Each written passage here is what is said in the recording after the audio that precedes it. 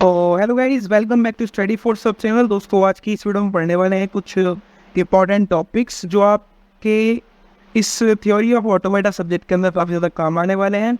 ये जो टॉपिक्स है इन्हीं के ऊपर पूरा का पूरा ऑटोमेटा चलेगा, तो फिर इनको बड़े ध्यान से बड़े प्यार से समझिएगा। और गाइस, अगर आपने चैनल को सब्सक्राइब नहीं किया है तो प्लीज़ सब्सक्राइब करिएगा, क्योंकि सब्सक्राइबर्स बहुत ज़रूरी हैं। और अगर आपने लास्ट वीडियो नहीं देखी है तो प्लीज़ देख लीजिएगा, क्योंकि उसमें मैंने क्लीन क्लोजर वगैरह को समझाया हुआ है। चलिए शुरू करते हैं। सबसे पहला हमारे पास टॉपिक है कि अल्फ़ाबेट्स क्या होते हैं। इंग्लिश में अल्फ़ाबेट्स क्या होते हैं? इंग्लिश में अल्फ़ाबेट्स होते हैं जैसे कि ए, बी, सी। ये सब क्या है? ये अल्फ़ाबेट्स हैं। लेकिन थ्योरी ऑफ ऑटोमेटा में क्या होता है? अल्फ़ाबेट थ्योरी ऑफ ऑटोमेटा में होता है एक finite non empty set of symbols, यानी कि एक finite non empty set of symbols होता है जिसको हम रिप्रेजेंट करते हैं एप्सिलॉन से। किससे? एप्सिलॉन से। ठीक है, तो अगर हमारे पास 0 से लेके 1 2 3 4 इस तरीके से अगर हमारे पास कुछ है तो वो क्या है? वो बाइनरी अल्फ़ाबेट है, यानी कि 0 और 1 क्या है? ये बाइनरी अल्फ़ाबेट है। 0 और 1 बाइनरी अल्फ़ाबेट है। वहीं ए बी से लेके जेड तक ये क्या है? ये अपर केस अल्फ़ाबेट है। ऐसे ही अगर हमारे पास तीसरा एग्जांपल देखें, एप्सिलॉन 0 1 2 3 4 5 6 7 8 9, ये क्या है? ये डेसिमल अल्फ़ाबेट है। तो आपको ये याद ध्यान में रखना है, दिमाग में रखना है जब भी आप के सामने क्वेश्चन आएगा अल्फ़ाबेट से रिलेटेड। अगली इंपॉर्टेंट चीज़ जो हम देखने वाले हैं वो है स्ट्रिंग्स। तो भैया, स्ट्रिंग्स के ऊपर पूरा का पूरा ऑटोमेटा चल रहा है। स्ट्रिंग्स तो काफ़ी ज़्यादा इंपॉर्टेंट होते हैं। तो स्ट्रिंग्स क्या होते हैं? ये फाइनाइट सीक्वेंस होते हैं सिंबल्स के फ्रॉम द अल्फ़ाबेट। ये क्या है? ये फाइनाइट सीक्वेंस होते हैं सिंबल्स के अल्फ़ाबेट्स के अंदर से। इसका एग्जांपल क्या है? जैसे कि 101101, ये क्या है? ये एक बाइनरी स्ट्रिंग है। 81.81 क्या है? ये डेसिमल स्ट्रिंग है। वैसे ही ABCABBD, ये क्या है? ये एक स्मॉल लेटर स्ट्रिंग है। इस तरीके से हम काफ़ी सारे स्ट्रिंग्स बना सकते हैं। ABCDEFGH, ये क्या है? ये स्मॉल लेटर स्ट्रिंग हो जाएगी। 91.24 या कुछ भी एग्जाम्पल हम देख लेते हैं, तो ये डेसिमल स्ट्रिंग हो जाएगी। वही अगर हम बाइनरी यानी कि 0 और 1 की फॉर्म में कुछ लिखा हुआ है, चाहे वो कितना भी लंबा हो, वो क्या होगा? बाइनरी स्ट्रिंग होगा। ठीक, अब इसमें नोट करने वाली बात क्या है? नोट करने वाली एक बात है, जिसको स्टार लगा के मैंने लिखा हुआ है। ये क्या है कि अगर स्ट्रिंग के पास कोई सिंबल नहीं है, यानी कि अगर किसी भी स्ट्रिंग के पास कोई सिंबल नहीं है, तो उसको हम एम्प्टी स्ट्रिंग बोलते हैं। और एम्प्टी स्ट्रिंग को हम कैसे रिप्रेजेंट करते हैं? या तो एप्सिलॉन से रिप्रेजेंट करते हैं या फिर लैम्डा से रिप्रेजेंट करते हैं। ठीक भाई, तो स्टार लगा क्या लिखा हुआ था कि अगर हमारी स्ट्रिंग के अंदर कोई भी सिंबल नहीं है तो उसको हम बोलते हैं एम्प्टी स्ट्रिंग। और अगर उसको हम रिप्रेजेंट कर रहे हैं, इसको रिप्रेजेंट करते हैं हम एप्सिलॉन से या फिर लैम्डा से। ठीक, अब समझते हैं कि लेंथ ऑफ स्ट्रिंग क्या होती है। ठीक है भैया, तो लेंथ ऑफ स्ट्रिंग अगर हम निकालना चाहते हैं ऑटोमेटा में, तो लेंथ ऑफ स्ट्रिंग क्या होती है? सबसे पहले तो ये समझ लेते हैं। तो length of string is the number of symbols in that string, यानी कि एक पर्टिकुलर स्ट्रिंग में कितने नंबर ऑफ सिंबल्स हैं, वही उसकी लेंथ होती है स्ट्रिंग की। लाइक अगर हमारे पास एक स्ट्रिंग है x नाम की, ठीक है, if the length of string is x, तो उसकी स्टैंडर्ड नोटेशन क्या होगी? Mod x।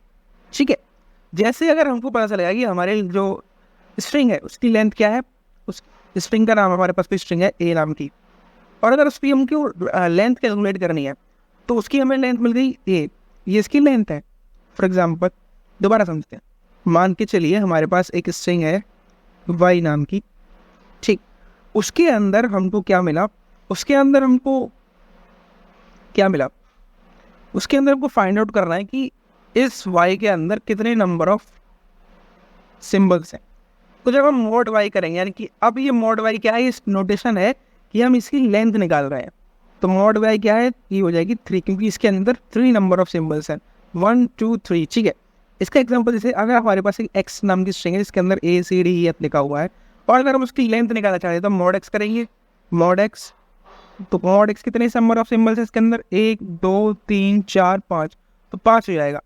लेकिन अगर जब हमारे पास एक एम्प्टी स्ट्रिंग होती है, ठीक है, तो उसकी लेंथ क्या होगी? यानी कि अगर हमारे पास, हम कैसे रिप्रेजेंट करते हैं एम्प्टी स्ट्रिंग को? या तो लैम्डा से या फिर एप्सिलॉन से। तो अगर हमारे पास एक एम्प्टी स्ट्रिंग दे दी गई है और उसकी लेंथ निकालने को बोला गया है, तो उसकी लेंथ क्या होगी? हमेशा 0 होगी। ये बात आपको हमेशा याद रखनी है। सब इतना आपको समझ में आ गया होगा। अब समझते हैं कि भैया लैंग्वेज क्या होती है। हमने अल्फ़ाबेट की बात कर ली, हमने स्ट्रिंग की बात कर ली, हमने लेंथ ऑफ स्ट्रिंग की बात कर ली। अब हम बात करते हैं किसकी? अब हम बात करते हैं लैंग्वेज। तो लैंग्वेज क्या है? एक लैंग्वेज होती है subset of string over an alphabet epsilon. तो एक सबसेट यानी कि लैंग्वेज क्या है? ये सबसेट है स्ट्रिंग की over an alphabet epsilon following some specific set of rules. इसको हम डिनोट करते हैं एल से। लैंग्वेज क्या है? जैसे हम नॉर्मल भाषा में बोलते हैं ना कि लैंग्वेज क्या है, हमारी जो बात कर रहे हैं वो हमारे पास पर्टिकुलर अल्फाबेट्स है, उन अल्फाबेट्स की जो सेट्स हैं उनके कॉम्बिनेशन को बना करके वो एक लैंग्वेज बन जाती है। तो लैंग्वेज क्या है? ये सबसेट ऑफ स्ट्रिंग है ओवर एन अल्फाबेट एप्सिलॉन और उसके ऊपर कुछ स्पेसिफिक सेट ऑफ रूल्स लग जाते हैं और हम लैंग्वेज को डिनोट करते हैं कैपिटल एल से। एक इम्पॉर्टेंट बात हमको याद रखनी है कि अगर एप्सिलॉन जो है हमारा अल्फाबेट है तो एल क्या होगा? एल होगा subset of E closure epsilon closure following rules S. Epsilon closure closure मैंने पढ़ा रखा है आपको लास्ट में, उसको एक बार देख लीजिएगा। आपको ये जो ई स्टार लगा रखा है ना मैंने, ये तो आपको इजीली क्लियर हो जाएगा, इसलिए लास्ट वीडियो को जरूर देखेगा। अब हमको एग्जाम्पल में समझते हैं। मान लीजिए हमारे पास एक एग्जाम्पल है जहाँ पे एप्सिलॉन हमारे पास 0,1 है। अब लैंग्वेज हमको लिखनी है कि हमारे सेट ऑफ रूल्स है कि W बिलोंग्स टू 0,1 का स्टार, यानी कि 0,1 का क्लोजर होना चाहिए, ठीक है। और उसके पास जब हम ये सबसेट निकालेंगे तो उसके अंदर क्या क्या होने चाहिए? इक्वल नंबर ऑफ जीरोस होने चाहिए और इक्वल नंबर ऑफ 1 होने चाहिए, ठीक है। जैसे कि अब इसका क्लोजर कैसे निकलेंगे, लैंग्वेज कैसे निकलेगी? तो एल का सेट बनेगा। सबसे पहले तो जब हम क्लोजर पढ़ने वाले होते हैं तो क्लोजर में हम सबसे पहले तो लैम्डा लिखते हैं, यानी कि इंक्लूडिंग नल स्ट्रिंग। ये क्या है? Kleene star closure. Kleene star closure नहीं पढ़ा है तो लास्ट वीडियो जरूर देखो यार, ठीक। तो अगर हम क्लीन क्लोजर निकाल रहे हैं, क्लीन स्टार क्लोजर, तो अब हमारे पास क्या है? हमारे पास एप्सिलॉन दिया हुआ था 0,1, ठीक। अब हमको एक लैंग्वेज निकालनी है, लैंग्वेज का सेट बनाना है जिसके अंदर हमारा जो ये लैंग्वेज है वो बिलोंग करता है 0,1 के सेट से, जहाँ कि इस क्लोजर सेट से। और इसमें एक स्पेसिफिक रूल लगाया हुआ है कि जो हम सेट बनाएंगे 0,1 का, उसके अंदर इक्वल नंबर ऑफ जीरो होना चाहिए और इक्वल नंबर ऑफ 1 होना चाहिए। तो सबसे पहला तो है लैम्डा, उसके बाद 0,1 यानी कि 1 0 1 1, फिर उसके बाद 1 0 1 1, पहले 0 बनाया, फिर हमने 1 को आगे कर दिया, 0 कर दिया, एक एक हो गए। इस तरीके से 0 0 1 1 या फिर 1 1 0 0 या फिर 0 1 0 1 0 1 1 0 1 0 1 0, इस तरीके से हम जहाँ तक हमसे पॉसिबल हुआ वहाँ तक बना सकते हैं।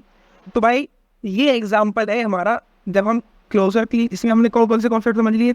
इसमें हमने क्लीन स्टार क्लोजर से निकालना समझ लिया।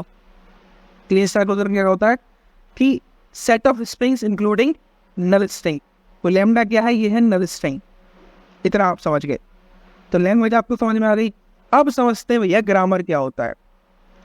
तो ग्रामर इससे लैंग्वेज होती है। अब लैंग्वेज को सही तरीके से प्रयोग करने के लिए क्या काम आता है? ग्रामर काम आती है। क्योंकि ग्रामर क्या करती है? ग्रामर स्पेसिफाई करती है रूल्स को। Grammar specify the rules that are required to generate strings और words of a language. It is represented by G. जैसे हिंदी में होता है या कोई भी लैंग्वेज में ग्रामर होती है, इस तरीके से थ्योरी ऑफ ऑटोमेटा में भी ग्रामर होती है, जहाँ पे ग्रामर क्या करती है? वो रूल्स को स्पेसिफाई करती है जो कि रिक्वायर्ड होते हैं किसी भी स्ट्रिंग को जनरेट करने के लिए किसी भी लैंग्वेज के। इसको रिप्रेजेंट करते हैं हम जी से। और हर ग्रामर के अंदर 4 टपल्स होते हैं। ये बहुत पढ़ने वाली बात है कि ग्रामर के अंदर कितने टपल्स होते हैं। ग्रामर के अंदर 4 टपल्स होते हैं, यानी कि ग्रामर क्या है? सेट ऑफ 4 टपल्स है। G equals to NTSP। अब ये NTSP क्या है भाई? तो N क्या है? N है सेट ऑफ नॉन टर्मिनल्स, यानी कि variables represented by capital letters. N क्या है यहाँ पे? Set of non terminals. Non terminals क्या होते हैं? वेरिएबल्स होते हैं। नॉन टर्मिनल्स क्या होते हैं? वेरिएबल्स होते हैं जो रिप्रेजेंट किए जाते हैं किससे? जो रिप्रेजेंट किया जाता है कैपिटल लेटर्स से, जैसे कि ABEC। इतना समझिए तो हमको समझ में आ गया कि क्या है ये, ठीक। अब हम समझते हैं भैया कि हमारे पास T क्या है? T है सेट ऑफ टर्मिनल्स। टर्मिनल्स क्या होते हैं? कांस्टेंट। नॉन टर्मिनल्स क्या होते हैं? वेरिएबल्स। तो T क्या है? Set of terminals represented by small letters और न्यूमेरिक वैल्यूज, जैसे कि small a, small b, small c, small d, small e to z। वैसे ही 0 1 2 3 4 5 6 7 8 टू भी इनफाइनाइट, वो क्या कहलाएगा? वो सेट ऑफ टर्मिनल्स कहलाएगा, कॉन्स्टेंट्स कहलाएगा। S क्या है हमारे पास ग्रामर के अंदर? NTSP है ना हमारे पास। NTSP, N हमने समझ लिया, T हमने समझ लिया, S बचा। एस क्या होता है? एस होता है स्टार्ट नॉन टर्मिनल, यानी कि ये स्टार्ट करने के लिए काम आता है सिर्फ। एस कहाँ पे काम आएगा? केवल स्टार्ट करने के लिए काम आएगा। जब आगे क्वेश्चंस करवाऊंगा तो आपको इजीली समझ में आ जाएगा क्या करवा रहा हूँ मैं उसके अंदर।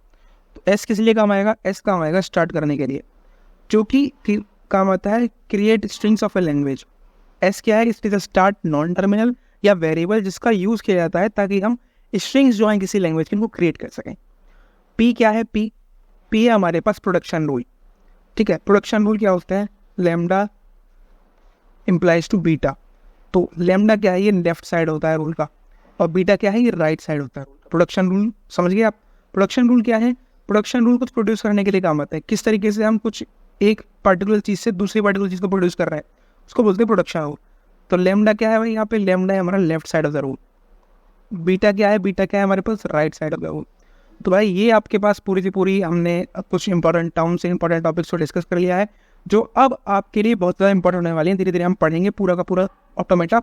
सब्जेक्ट बहुत अच्छा है, इसलिए आप इसको बहुत इंटरेस्टिंग वे में पढ़िएगा, बहुत ध्यान से पढ़िएगा, क्योंकि ये आपके गेट एग्जाम्स के लिए भी बहुत अच्छे काम होने वाला है, और आपकी यूनिवर्सिटी एग्जाम्स के लिए तो बहुत काम आएगा ही।